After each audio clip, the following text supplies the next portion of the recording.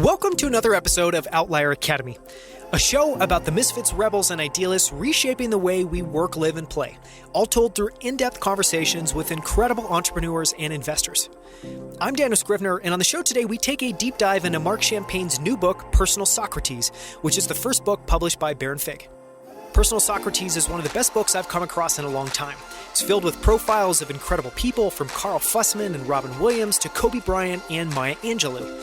Each chapter contains a short profile along with a few clarifying questions you can ponder and use as a journaling prompt. Questions like, how can I be clearer in fewer words? Or my personal favorite from Carl Fussman, how can I be the most curious person in the room? In this conversation, we cover Marc's journey building KYO, which was a journaling app that reached 80 million downloads before Marc had to delete it from the App Store. How that loss prompted him to reflect on his life and eventually write this book. What he's learned from interviewing some of the world's highest performers on his incredibly successful podcast, Behind the Human, and why setting aside time each day to write, reflect, and ponder even a single question can have a profound impact on your life. To learn more about Personal Socrates, visit baronfig.com. If you order the book directly from Baron Fig, you'll get some incredible extras. You can also find the show notes and transcript for this episode at outlieracademy.com/48.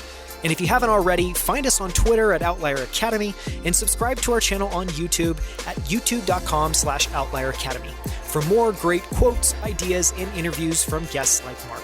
Now, let's jump into my conversation with Marc Champagne, author of Personal Socrates.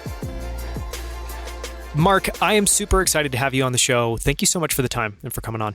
Thank you. I can't wait to dive in with you on all these topics. We're going to spend most of today talking about your book that's coming out called Personal Socrates. And I was thinking quite a bit about the right place to maybe start off this interview. And there's a quote in the beginning that I think is really profound. And it's just this idea that at any point we are one question away from a different life. And that felt like a great frame for this conversation. So can you maybe share a little bit of the story behind that sentence, behind that thought? It's a loaded sentence, definitely. You know a bit of the backstory, but for the listeners, essentially what happened in my life was I spent about 8 to 10 years in the corporate world in brand management, project management, and product management as well. And I loved the job, loved the people. It was an awesome team. But while I had those jobs and it was moving around in that corporate world, I always had some sort of mental fitness practice. Never called it that at that time. That wasn't really a language I was familiar with. Essentially, got up earlier, read positive things, tried to prime my mind for the day in its simplest form. And I'm just sharing this because that one line that you share, there's a buildup to what led to that realization. And basically what happened, fast forwarding about 8 years or so of doing those practices early in the morning, there was eventually a frustration with the digital tools that were available for me when it came to journaling or reflection. At that time, Calm and Headspace were really starting to pick up steam in the mainstream media or market, I should say. So there was this realization that, okay, well, it seems like people are open to being guided digitally in some sort of a wellness space, meditation. But there was nothing that existed on the journaling front, and especially nothing that really talked about journaling from the narrative that I was seeing it or how I was using it. Because most people would leave comments like, oh, you're talking about the 12-year-old girl writing her diary about the boy at school type thing. And not that there's anything wrong with that, but no, I'm talking about people making huge decisions, life and work decisions, and they're leveraging a practice like reflection or journaling to do so. And what I was doing is I would take these questions that I would be picking up through blogs and books, and then eventually in podcasts, hit the market on podcasts, and then I would reflect on those prompts the next morning during my mental fitness time. It got to the point where it was like copy, paste, and different apps and word processor. I'm like, this is ridiculous. Like, there has to be a better way to do this. The App Store was thriving at that point. There were apps for everything. So I flipped my brother-in-law and co-founder of what became Keo an email saying, hey, here are the frustrations. Do you want to try this out and see if we can build something? As naive as that sounds right now, but we did. And eventually I left that corporate job to go all in on this journaling app called Keo. And within the first couple of years, without any type of paid media, we reached 86.9 million people in terms of App Store impressions. And there was hundreds of thousands of people that were using the product. But ultimately what happened, I mean, as much as we had a lot of traction and we had a lot of collaborations and great experts and brands in there with their content and their prompts leading people through a practice, our business model was not sound. It needed more time. We needed more resources. We needed to refine our team and find some different experts, especially on the development front. We had neither of those to continue. So we had to delete the app. And that's where that quote comes from, because at that point, it wasn't just deleting the app, it was deleting essentially my identity for the last 3 years.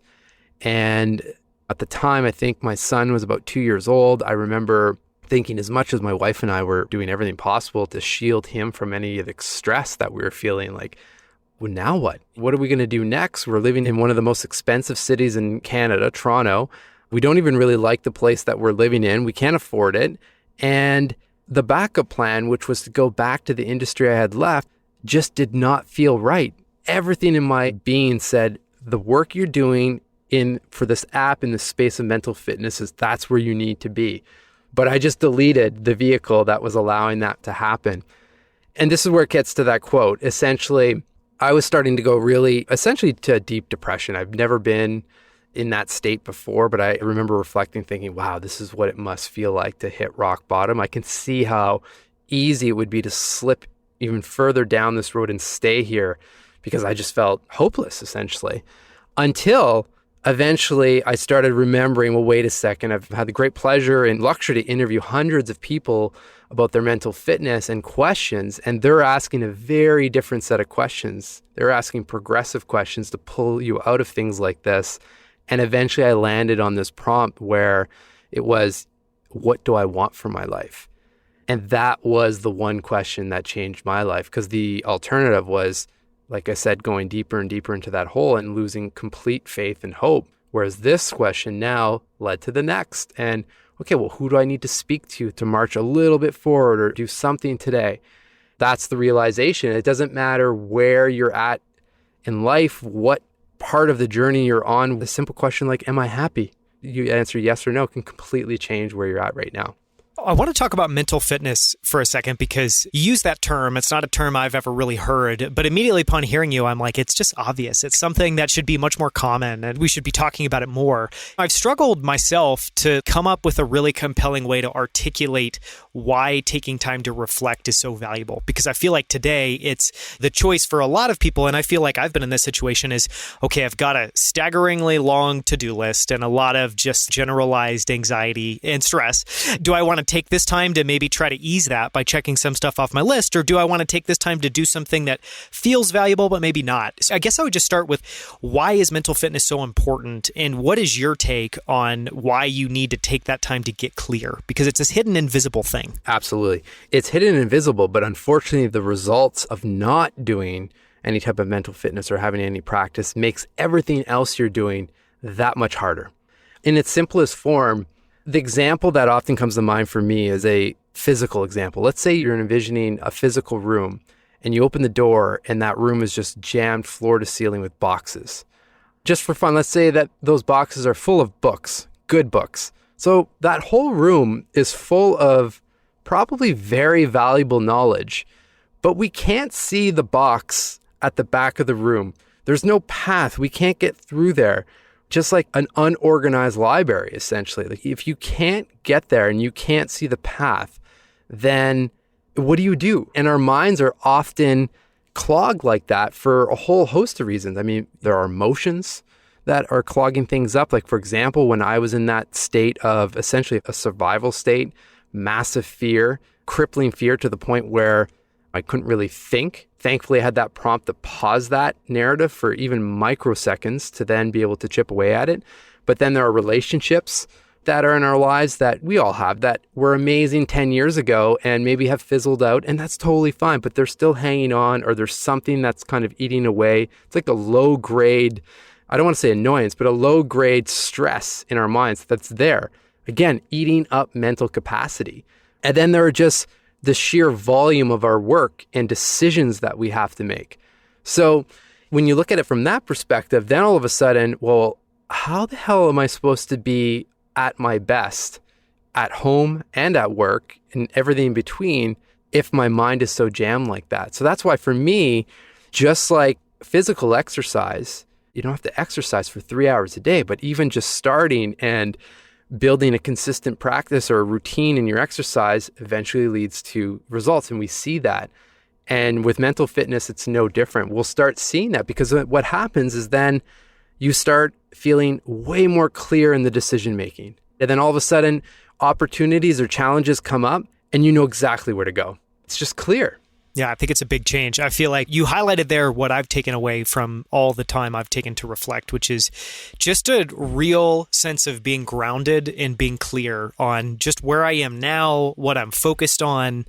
And it just takes away a lot of the fog and this generalized sense, which I think is really common today of just, I think so many people are just really hopped up on like adrenaline and stress that just being able to tamp that down and quiet your mind and be able to focus, I think is really helpful. Yeah. Just on the other side of that, because there's the processing of emotions and whatnot and clearing it out. But then there's the whole other side of these practices, which is celebrating and learning from what you're doing. Even taking a pause on a Friday mid-afternoon, taking 15 minutes and asking 3 prompts. What did I learn this week? What would I have changed this week? And what can I celebrate? It's just a beautiful way to finish off the week. You clear out all the stuff that's in your mind, and then you're fully present with your family. Like you're not stewing on, oh, I should have did this, I should have did that. You've taken literally 15 minutes and that can dictate basically the next 2-3 days. And to build on that, I think it would be helpful to flesh out for people what maybe this routine looks like, because I love the framing. It feels super achievable to do something like just try to do 15 minutes a day. Do you have any other best practices or any other tips about how to go about, booting up this practice in your life? Absolutely. I mean, the key to this, and I really think any new habits or practices, is really finding something that works within your life. Sounds obvious, but we often, and myself included, it's not, right? We I have to meditate, and then we don't do it. So first thing I think is just being really honest with yourself and taking a look at your day from the moment you wake up to the moment your head hits the pillow and seeing, okay, well, where in there can not that you add time, but maybe stack on top of while your coffee's brewing, your tea's brewing, or something like that, where you can layer in one little practice and then that'll probably expand over time. Or maybe after you eat lunch, you take 10 or 15 minutes and add in something like this, and then that energizes you for the rest of the afternoon. But the buckets to think about really revolve around 3 areas, in my opinion. And it's, what can I do to learn? So that might be podcasts, reading, audiobooks, whatever it is. And for me, it's in the morning. I do most of this in the morning. And that could just be 3 to 5 pages of whatever book is ongoing. And then with the learning is the reflecting. And this is where I usually stack in the journaling with the learning, just like I was doing for a decade. And just taking that knowledge that's coming in and writing in the book or writing in a journal to see how it can be applied right now. Because then we use it. It goes from information to knowledge that's practical. And then the third thing is just some sort of movement, whether that's intense exercise, again, whatever works for you. But here's the thing, just because you may not like training for a marathon or running doesn't mean you've ruled out exercise. So same thing with mental fitness. Just take a moment, the first step, take a moment to list out 5 or 10 things that you know will put a smile on your face at any moment. And it's all different for all of us. For me, it's taking a run or doing a Peloton spin class or listening to a positive audio book or podcast. Like those things I know immediately, no matter what's happening, can flip my mind into a positive state. And then you have a default list. And then you can start working them into your routine, being kind to yourself, not trying to overdo it, and shame yourself for not over-indexing on these practices, essentially, right? I love that. I think that's super helpful. And the thing that I would just add is, I don't know why it took me 30 plus years to figure this out. What I eventually stumbled on was like, anytime I wanted to do something when I was in my 20s, I would set the bar just insanely high. It'd be like, if I'm going to work out, my workout has to be 90 minutes. I need to go through this whole crazy workout system that I found online and follow it to a T. And in my 30s, part of this was just having a family and you just have things change in your life. But I really moved to, no, my goal now is just to get into the gym, for some period of time. I set the bar as like low as 15 minutes. If I have 15, 20 minutes to go to the gym, I think that's a great place. Because what often happens is, one, that makes it achievable to where you're actually just have some momentum. And then what I always find, which is shouldn't be that surprising, is if I just get in there and do it, 15 minutes becomes 45 minutes super easily. It becomes 30 minutes, or I just up the intensity. And so anyways, when it comes to, I think, a practice like this, I love that idea of drop the bar to the floor and just try to spend some time writing something down, answering one question can be 5 minutes. Yeah. Well, and just having that list, right? Like, so for me, I mean, again, keep in mind, it's been essentially over a decade, but I prioritize about an hour and a half early morning, which includes physical and mental fitness, the whole thing. And within that time, though, it's not rigid. It's just that, okay, for those first 30 minutes, there's going to be something related to mental fitness in there. And when I wake up, that might be reading, that might be journaling, that might be doing Wim Hof breath work, some visualization, whatever it is. But that's been new for me. And it's only been the last, I'd say, couple of years. But man, does it ever take a huge amount of pressure off in sense of, again, I don't have to meditate. I don't have to journal today. I'm going to do something. And I'm going to do something that truly I feel like I need right now today. Yeah, I love that. I want to ask a little bit about your podcast, Behind the Human. And I think part of it is, it would be great, I think, if you could just generally share a little bit more of the backstory there and some of the people you've interviewed. But my one specific question is, you talked about in the beginning, like the progressive questions that high performers would ask themselves. And something I wanted to ask you is, I think for a lot of people, when they think about elite athletes or really successful entrepreneurs, I think people think that they have this kind of really harsh dialogue with themselves. They're always really pushing themselves. And what I found is, yes, there's some of that there. They are going after something big. They do need to push themselves, but they do it a lot of times or mostly from a gentle, loving place. And so I'd love it if you could talk a little bit about some of the questions and some of the ways that they think and how that maybe influences your approach to mental fitness. Yeah, I mean, I think that the biggest lessons I've picked up from the podcast and that have essentially translated into the book as well is just typically there are questions or practices that are either helping you become more clear, which is usually part one in the process. As James Clear says, and he's one of the profiles in the book, but you need to understand if you're climbing the right mountain to begin with, right? And understand who you're optimizing to become, for example. And once that gets clear, which for me was, what do I want for my life? That was that question that helped there. And who am I? There's so many different questions like that that can help. But then from there, most of these people then get real intentional with what they're doing, how they're thinking, the people that are surrounding themselves with.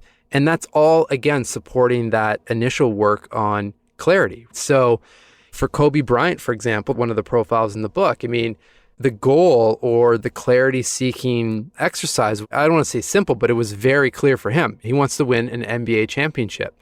So when he's getting up an hour before the team to add in another workout at 4 a.m, he's human like the rest of us and also does not want to get up when the alarm goes off and has that whole internal negotiation that I'm sure everyone listening, myself included, have had in the past. It's so amazing how fast we can internally negotiate to stay under the covers, right? Because I remember doing this when I was writing the book, because I was writing the book really early in the morning.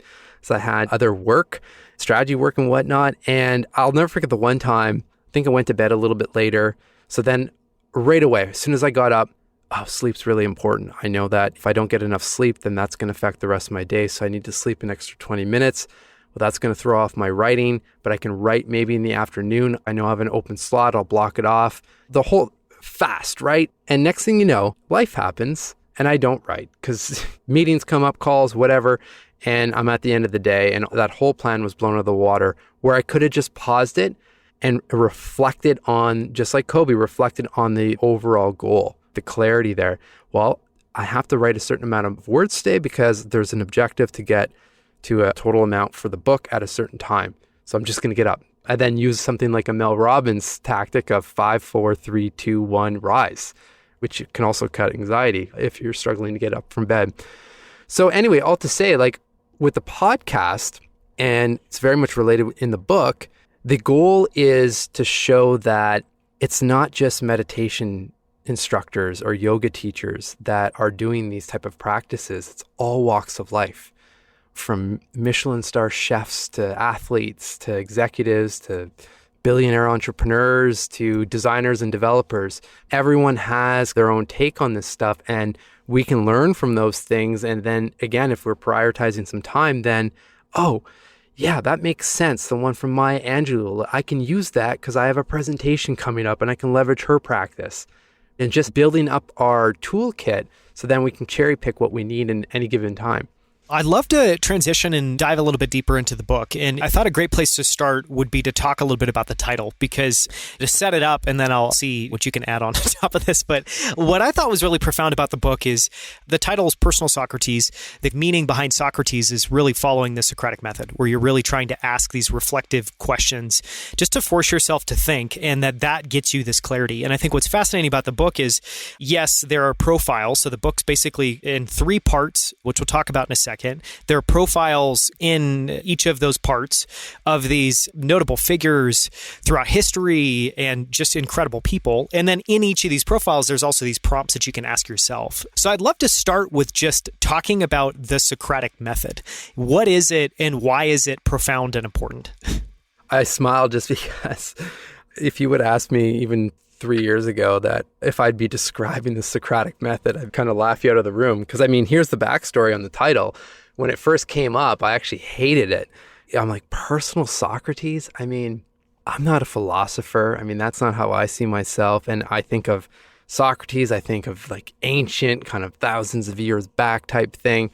But then when I really started to dig into the method, I got real curious. Because how it came up was I was speaking with Joey, who's the founder of Bear and Fig, and who's publishing the book, and it's just explaining the book concept, and then also explaining what I do on the podcast and how my own reflection has evolved. And he's like, oh, yeah, so you're asking a question and then question after question. And he's like, this is Socratic Method. I said, what? The Socratic what? I mean, I know of Socrates, like most people, high level. You know the name. Yeah, exactly. And I know, oh yeah, that's the guy that asks a lot of questions.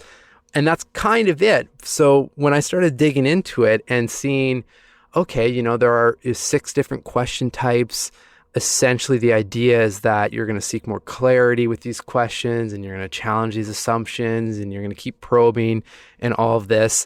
And then the thing that really lit me up was, wow, there's so many of us, good majority of us, that are actually using the Socratic Method often, and we don't even really know it. And especially all the people on my podcast had some sort of flow into that space, haven't really recognized that. So then I was wondering, well, why is that? Because I can't even remember all the 6 question types. And that was the problem. How can we take something like the Socratic Method that's been around from the beginning of time almost, and that's been used highly in an academic setting? How can we simplify that so that we don't even really think about the process, but we know we're doing it and we're getting the value? And that's where the whole idea of the book structure of, okay, well, we can all remember that we should probably get clear first. And then from there, we're going to be intentional.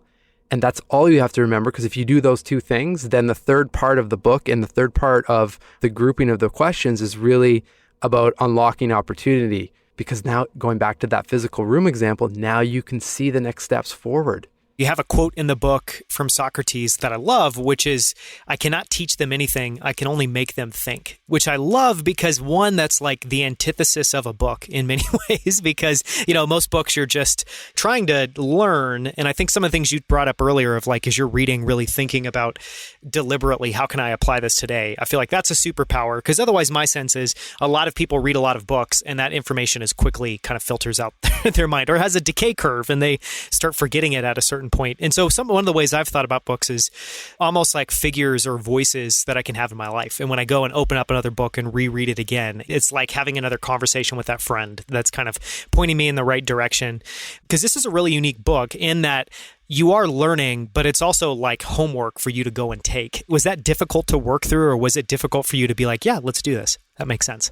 Well, again, it comes back to the morning practice that I've had for years now, right? And essentially what the app was trying to do as well is meeting people with questions at a place in their life where they resonate. Everyone's different. And that's why there's such a varying group of people, different industries, different time periods, and so forth, because we're all at a different point in our lives. We all have different things going on. So if you go into the book or any of these type of practices prompt-based, I just encourage people to follow their intuition, because that's probably where you need the most guidance or the most stillness, let's just say, in a reflective practice. So that part always made sense, because just sticking to books in general, something I've always struggled with is just the classic, I want to read as many books as possible this year. And I don't know how that started. Exactly. Why? And I mean, as we speak, I probably have about 3 books on the go, but I'm trying to read them slowly. And again, as I'm going through a page, okay, for me, my mind just works in terms of questions now. So usually everything gets flipped into a question. Okay, well, if they're talking about happiness and this and that, or if they're talking about strategic thinking, well, am I thinking like that? Am I truly happy? Like, what are the elements of my life that are driving my happiness? What does that mean to me? I mean, that's why I really like the idea of providing context, some teaching around this stuff, showing that it's been around from the beginning of time and there are different use cases to apply it, but then get into this, okay, well, try this. Let's jump in a little bit. And again, the idea, these profiles are 2 to 4 pages. And just because I'm just finishing the audiobook, they're 7 to 9 minutes long type thing from a voice perspective. So it's not this massive time commitment, which again, for me, is whatever I can do to help people start or have something. And if you've already started, maybe this is an upgrade to how you're thinking about questions and just questions in general, and be more curious. Because again, all of this stuff, if you're doing it consistently, just like an Olympic athlete is doing, and just like someone training physically, then when you're at the event, i.e. life, we can rely on our training. It just happens naturally, right? We think better, we're happier, we're showing up with an energy that's infectious from others, and it just makes life so much better. Yeah. You touched on something interesting there, which I loved, which was, I think it's at the end of the introduction before you kind of begin to get into some of these profiles. There's an explicit note to take it slowly and do one profile at a time, which I love. And I mean, it kind of relates to some of the things we've been talking about, but you just going back to helping people start, or my idea earlier of just how do you lower that bar to the floor. I think one of the big insights or ahas that I've had there is I spend a lot of my time doing investing work. And so I often am thinking about compounding or just pondering on it. And so that's the way that I think about growth. And an aha moment I've had is, I think for a lot of people, it's like, let me over-index on quantity or volume and let me under-index on consistency. But really all that compounding is like, quantity doesn't matter. In fact, quantity is totally fine if it's a really small amount that you're putting in every single day. Where it really matters is that consistency of just engaging with it again and again and again, because that's where that compounding really happens, where you're eliminating gaps and you're making that just super easy and fluid. Does that spark any ideas for you? Is there any way to build off of that? Yeah, well, I mean, immediately who comes to mind is just James Clear and his work around habit formation and creating the systems to support your habits. And I mean, like I said, he has a profile in the book just because I've interviewed him, but in his actual book, which I reference often in there, and I highly encourage others to take a look, but his whole concept is just around being 1% better. I mean, that's achievable, and that compounds to your point. So if we can take those micro steps, and again, like something as simple as if your coffee is brewing, you set a 1-word intention for the day. How do I want to feel, or how do I want to show up for myself and others today? 1 word, energized or motivated. You're priming your mind already before anything has started in the day. And again, that's just one small micro step, but that just keeps compounding, right? So again, I think just to find the time and the right places to inject this stuff and really spend some time identifying the practices or the tools and whatnot that resonate with you the most, and just start there. I'd love to talk about some of the people in the book, because you have figures that everyone's going to recognize. James Clear is, I think, an example there. Kobe Bryant, Robin Williams, or other big names. But you also have names that I had never come across. Probably my favorite profile so far is Mikhail Cho, who founded Unsplash, and just like really wonderful profile. As I was reading it, I was literally like, wow, how have I never come across any of this? And a really powerful question or prompt, which was, how can I be clearer in fewer words? Which, depending on your personality type. I think for me, that really resonated. Another example in the book is Chip Conley, who I'm sure I've read articles about him at some point. He was the head of hospitality. I'm probably butchering that title, but generally was at Airbnb for 4 years, still serves as a special advisor, has a background in hospitality, that had a fascinating question: how can I be the most curious person in the room? Which I think for you and I doing what we do is we definitely relate to. So I guess my question for you would be like, what are a couple of your favorite profiles? And then which profiles were the hardest to work through and put down and get to the aha moment or the question?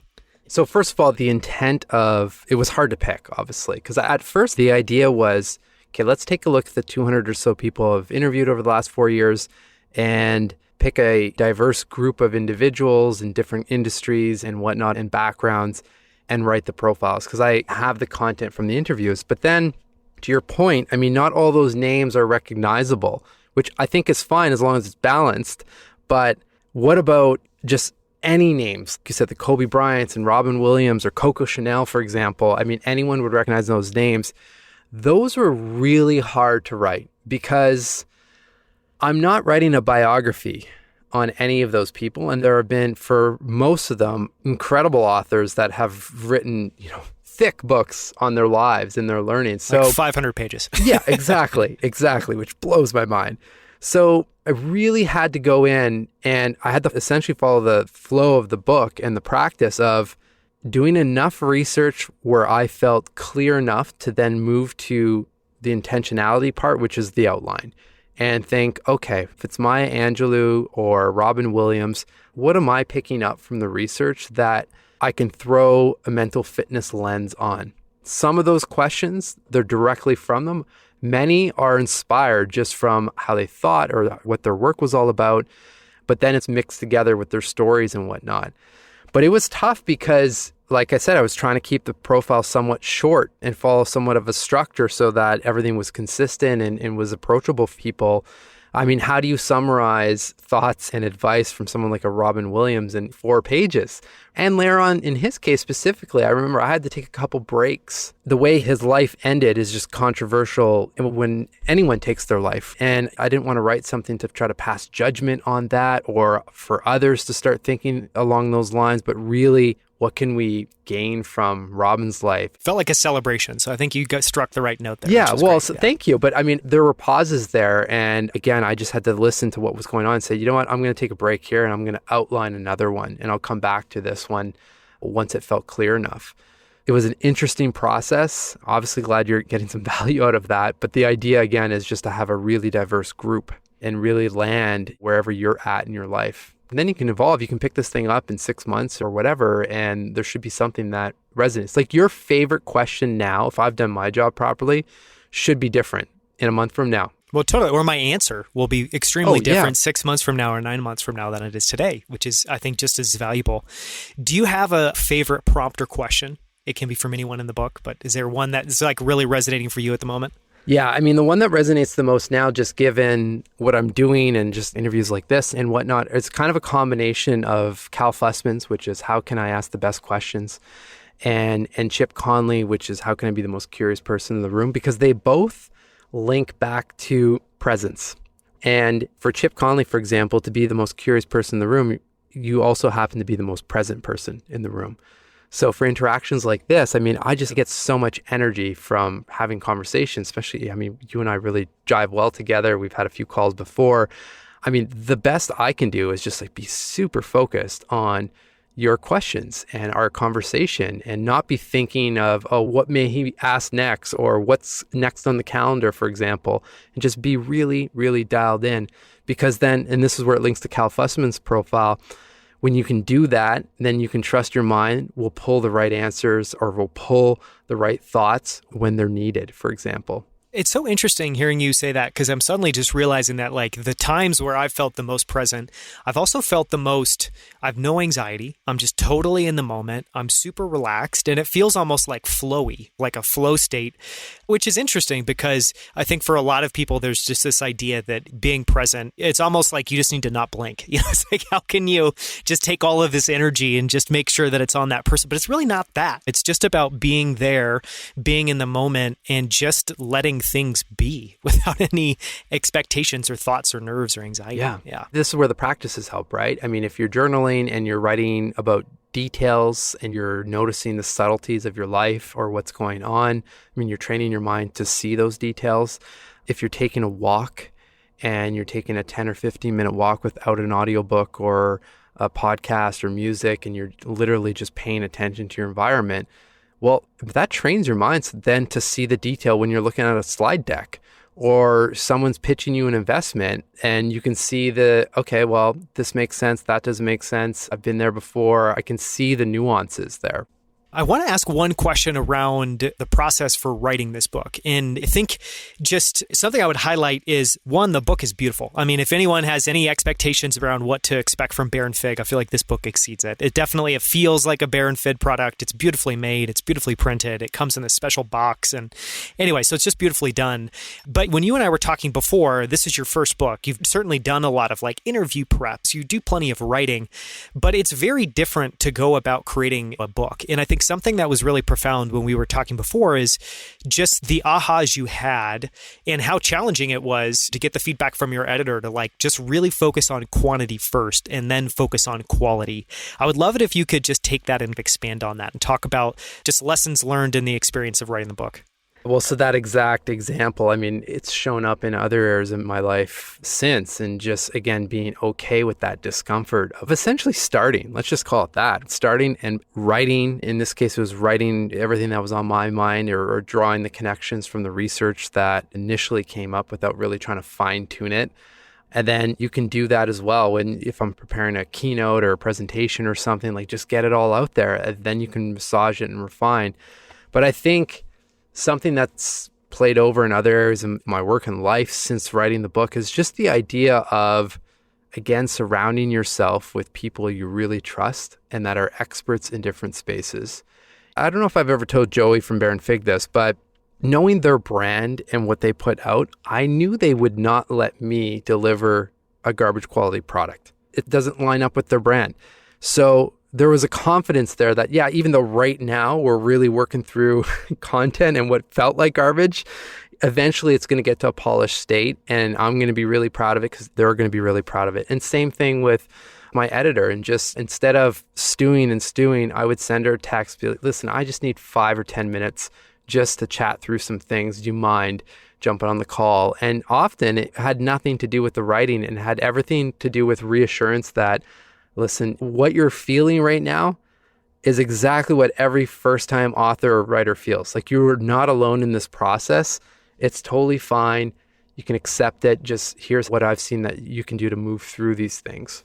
And again, I mean, I had like Bear and Fig cue cards at the bottom of my monitor, essentially, write, it's about quantity, not quality. Or at times what I needed when I was trying to polish was write as if you're writing or speaking to a friend. These were all just little suggestions from my editor, but again, just reminding myself of these little things because we forget, right? And your mind starts to fill up. But so rinse and repeat on the practices, clear out, prime your mind with this stuff, and then you can move forward.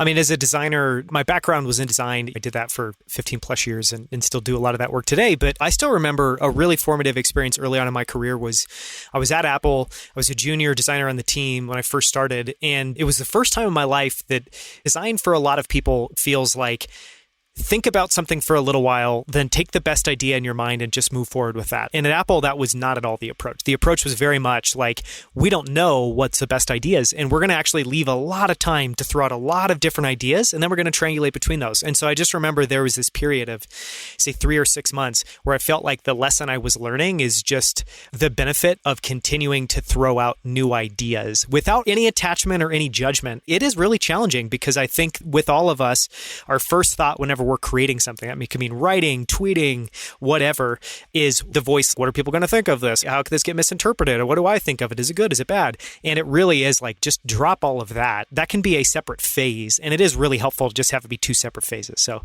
it's interesting. Yeah. Well, and being okay with, I guess, that time and letting things sit and marinate and whatnot. I mean, that was the process with the book cover. I mean, Joey was the one that did the design, and man, the amount of covers that came through, I was like, I'm sure. Yeah. I don't think so, or yes. And then it finally got to the point where felt like, oh, there's a concept behind here.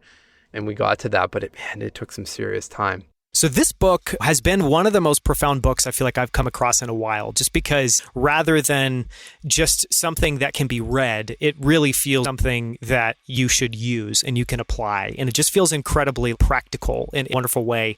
So one question that I wanted to ask is, what is your hope at the end of the day for people to read the book? Is there a message you would just leave everyone with at the end of this conversation? The biggest thing is, I think, to go into a book like this, just kind to yourself and try to drop any type of self-judgment, just go in open and ready to explore. Because when I first jumped into these practices of mental fitness, I mean, I never would have imagined all of the different areas that you can go down. I mean, it's not just journaling. There's so many different things we can do. And again, depending on where we're at, some will be relevant, some will not be, and so forth. So for me, I mean, the greatest gift that I could get is knowing that someone landed on at least one prompt or profile that really paused the autopilot of life or work and stimulated some reflection that unlocked clarity and unlocked some intentionality. And then because of that, not only is that person feeling better and feeling and performing and showing up better, but there's a ripple effect to that with the people and the products they may be working on or whatever they're doing. That energy is there, right? Because we all know when you're feeling good and things are flowing, people start calling, opportunities show up. It's just, you like to be around people like that. And it's infectious. So if I can have just like a small drop in helping whoever's on the other side of those pages get to that point in their hardest times or in just okay times, it doesn't matter. That makes me smile. Yeah, I think that's a wonderful goal. When does the book come out and where can people get it? Because I know, for instance, that the audiobook is not out yet because I did try to look for that. So just timing on when people can order the book and when people can order the audiobook. The official release date for everything is October 19th. That's hardcover, ebook. The ebook is up right now as we speak for pre-order on Amazon. The audiobook should be up within the next couple days for the same thing. And again, I mean, so Bear and Fig, you can obviously order the hardcover directly. I'll have all the links just to make it super easy just at my site, which is behindthehuman.com. And yeah, so as we're recording this right now, within the next couple days, basically all the pre-orders will open up. And if you do it through Bear and Fig, just we have a little bit more control of the system versus Amazon, but there's some mental fitness guides that I've written up that are downloadable right away for the pre-orders. There's also going to be a Q&A with me on launch week as well. You get access to basically the first chapter and the first couple profiles immediately until the book officially releases on the 19th. Well, I would highly recommend everyone listening get the book. This is a fantastic book. So thank you so much for taking the 2 years to write this and put this together. And this has been an incredible conversation. So I just really appreciate the time, Marc.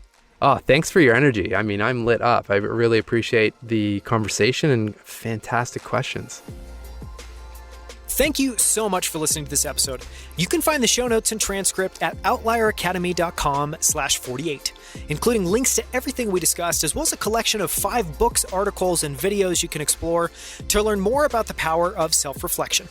For more from Marc, listen to the short bonus interview that follows this one, where I dive into everything from Marc's habits to the tools he loves, his favorite books, and more, all in less than 20 minutes.